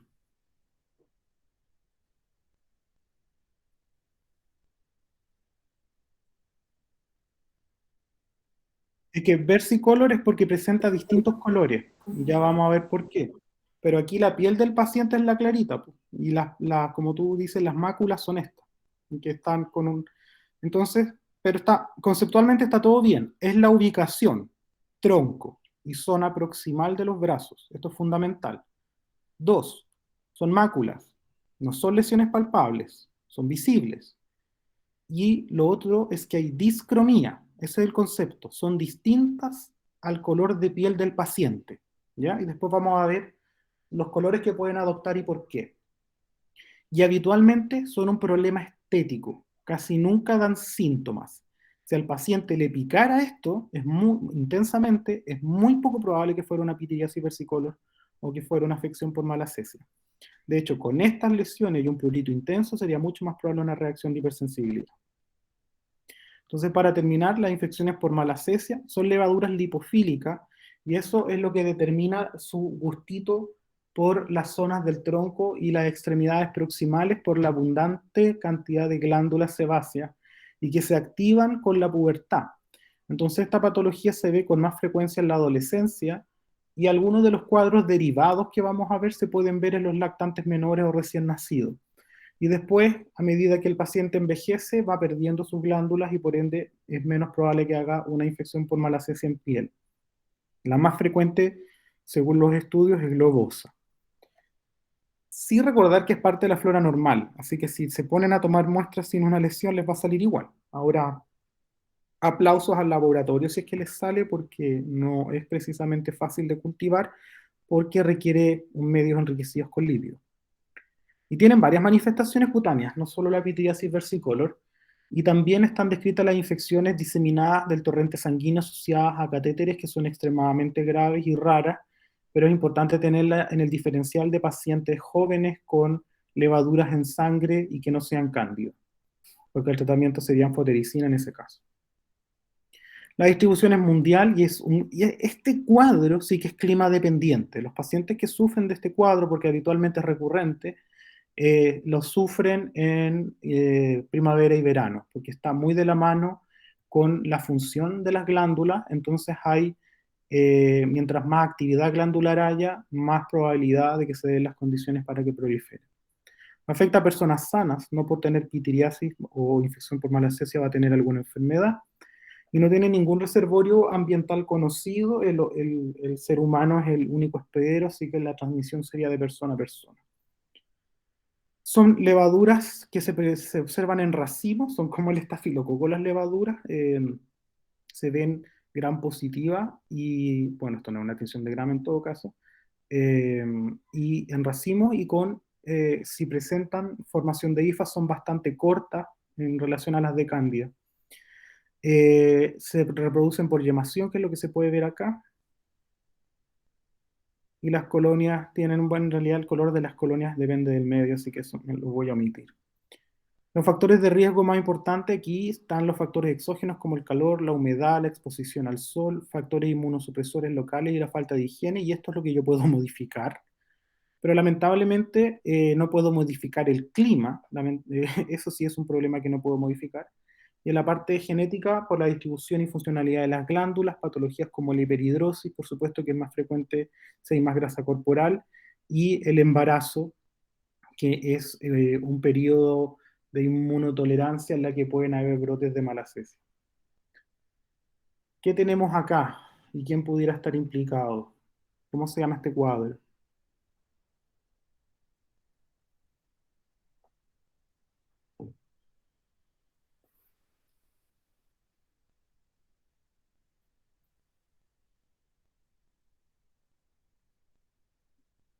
Exacto. Está la dermatitis seborreica lactante con estas escamas grasosas que se presentan en zonas pilosas, que habitualmente es el reborde del cuero cabelludo y además en las cejas, pero también puede haber compromiso de la piel si es que es muy severa. ¿Y por qué la menciono? Porque si bien es multifactorial y la verdad hasta el día de hoy no está bien claro qué la produce en forma específica, cuando son muy severas o no andan bien con el tratamiento, casi siempre hay presencia de malacesia. Y de hecho, por eso uno de los tratamientos más populares es un champú antimicótico, que ya vamos a ver.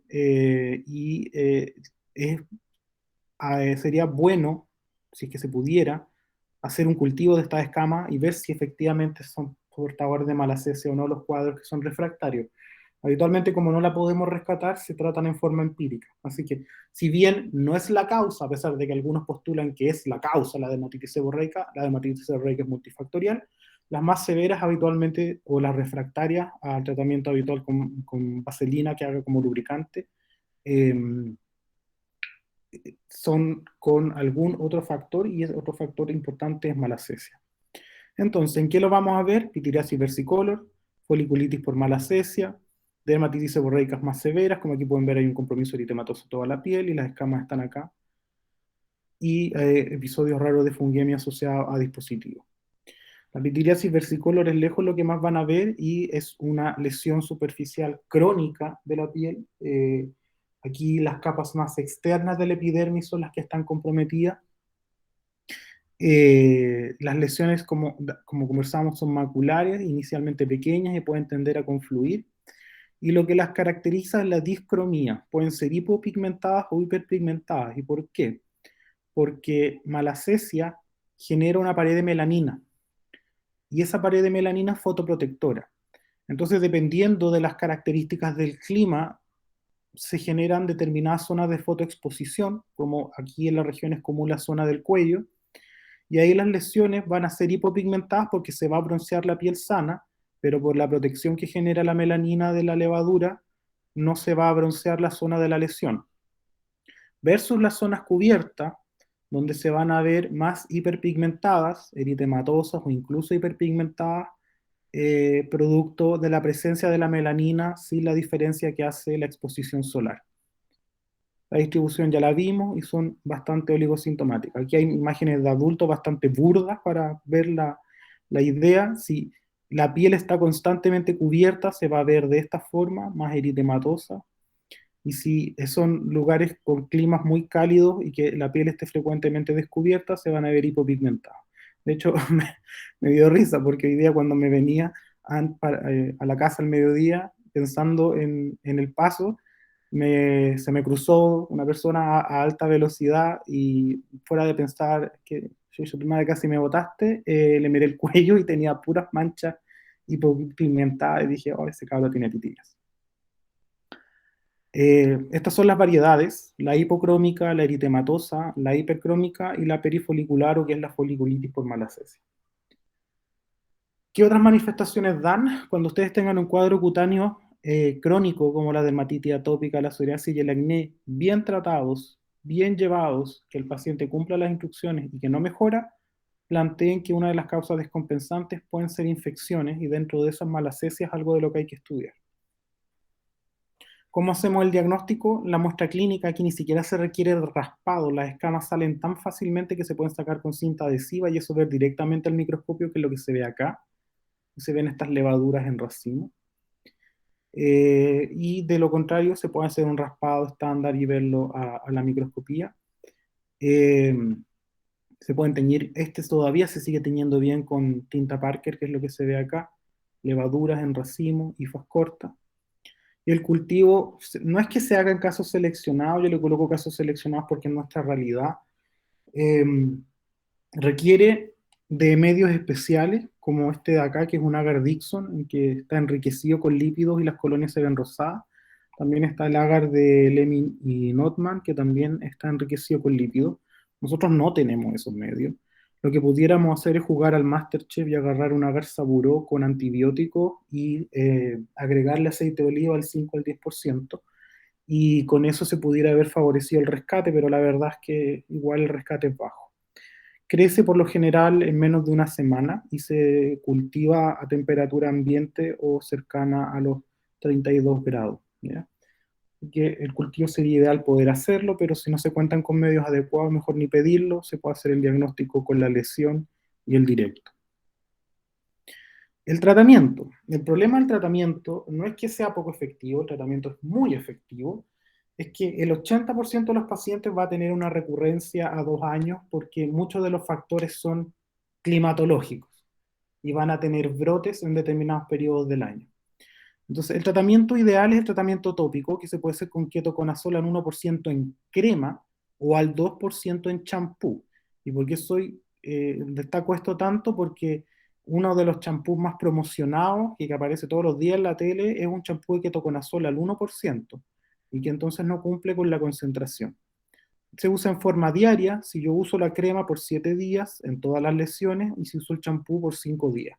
El champú, si bien está pensado para el cuero cabelludo, también ayuda para la variante corporal. Yo le puedo decir al paciente que utilice el champú como jabón de baño por los 5 días y funciona súper bien. De hecho, nosotros tuvimos una paciente que tenía dermatitis atópica y malacesia en todas partes de donde tomamos muestra, y anduvo súper bien con el ketoconazol en champú, pero como jabón corporal. Y cuando el cuadro es muy extenso o refractario al tratamiento tópico, aquí la única droga que les va a servir es el itraconazol. No tienen otra opción. La otra opción sería el ketoconazol sistémico, que no existe porque es extremadamente tóxico.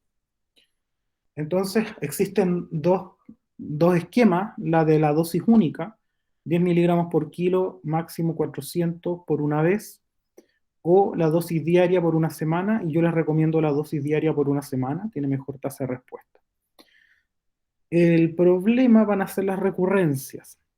Entonces hay que advertirle al paciente que si el cuadro recurre, vuelva a consultar, y hay que ver si hay algún patrón, porque si yo establezco que el paciente tiene recurrencias, sobre todo en los adolescentes que les molestan mucho estas cosas estéticas, en el periodo de primavera y verano, uno puede hacer profilaxis. Uno puede indicarle que use, por ejemplo, itraconazol una vez al mes como profilaxis y evita así los episodios, o durante los meses en los que presenta las recurrencias, usar ketoconazol champú 2 veces por semana, como jabón corporal o donde le hayan salido las lesiones. Y eso es lo mejor que se puede hacer por ellos, porque después, a medida que crezcan y lleguen a la adultez y vayan disminuyendo las glándulas, las recurrencias van a ir disminuyendo en frecuencia. Eso era lo que les quería exponer.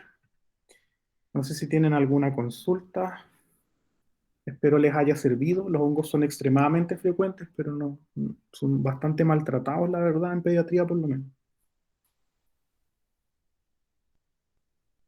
¿Alguien tiene una duda?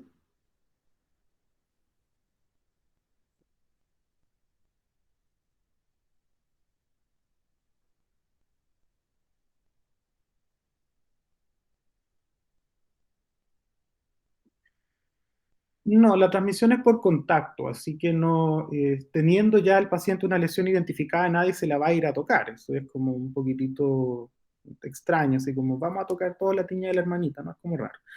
Entonces, se aplican precauciones por contacto simplemente, y eso es medidas de higiene general: lavado de manos, no tener contacto con la lesión, no compartir la ropa, no dormir en la misma cama, ese tipo de cosas. Y lo que sí, a los pacientes idealmente hay que revisarlos a todos, porque de dónde se le pegó a un niño, probable, la mayoría, si no es de un animal, es en el caso de los de transmisión humana, de uno de los padres o de uno de los hermanos o hermanas. Entonces el objetivo es buscar si alguien más tiene en la casa. Al menos a los niños hay que revisarlos todos. Los papás siempre saben si alguien más tiene, y la verdad es que por lo general llegan con el que está peor y después sueltan que sí, alguien más tiene una más chiquitita, que no es tan terrible como esto, pero y es importante eliminarlo. O sea, tratarlo, no eliminar al paciente.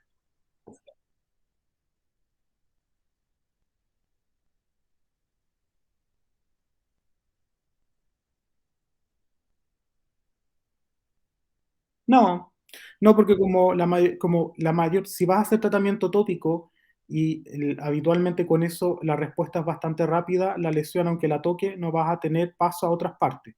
Y si hace tratamiento sistémico, que es lo más frecuente que nosotros hacemos en pediatría, al menos la dermatofitosis, no se la va a lograr propagar porque el tratamiento llega bien a todos lados. De hecho, en las lesiones, en este caso de lesiones, es peor si las cubres porque se genera maceración, humedad, entonces hay que manejarlas descubiertas.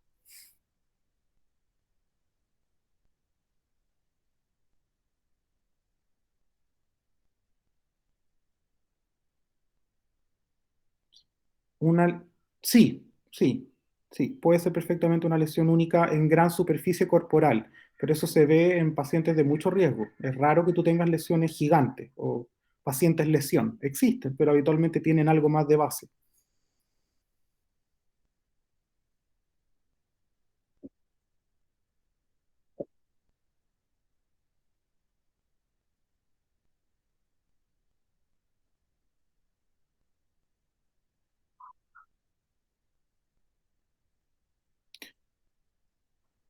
Es diagnóstico diferencial, pero por eso hay que ser majadero en que el diagnóstico de las micosis cutáneas por micológico y cultivo.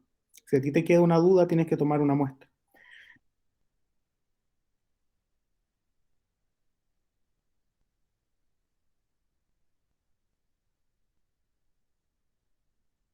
Es que no necesariamente, porque no debieras tener que esperar hasta el cultivo. El micológico tiene que ser positivo, la microscopía y el cultivo se informan en tiempos separados.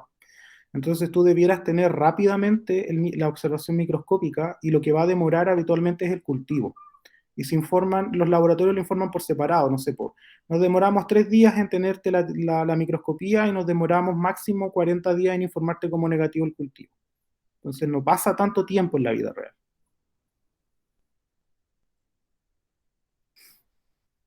¿Alguna otra consulta?